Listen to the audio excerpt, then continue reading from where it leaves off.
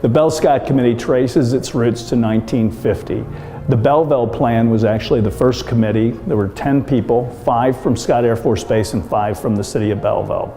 It's grown over the years, and we've had an enlisted dinner every year for 66 years.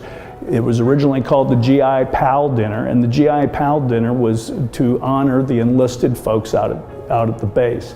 Today's enlisted dinner actually is not only an opportunity for us to honor the enlisted folks, but also to honor our local veterans in the Belleville community.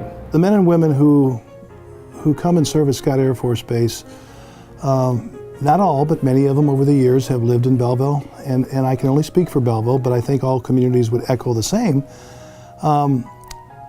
They go to our churches, they help coach Little League, they live in our neighborhoods, they support our restaurants and stores, they volunteer, and obviously it's part of their core values, but they volunteer a tremendous amount of hours in our schools and in our non-for-profits. So it's almost impossible to put a description of how important they are. It's just tremendous. We've been fortunate to have interaction with the airmen from Scott Air Force Base in a variety of ways. Over the last few years, we've had Scott airmen in our buildings serving as mentors to our students. We've had airmen that have served as coaches for some of our athletic teams at the elementary level.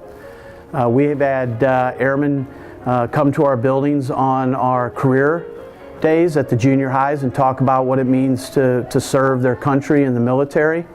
We've had the bands from Scott Air Force Base come and play at our schools. So we've had an opportunity to experience airmen from Scott in a multitude of ways that have been extremely beneficial for our students and staff. We have a building that's 18,000 square feet, and we provide services to victims of domestic violence. And included in this building, we have a shelter for women and children that have fled their home due to safety reasons. And there's been at least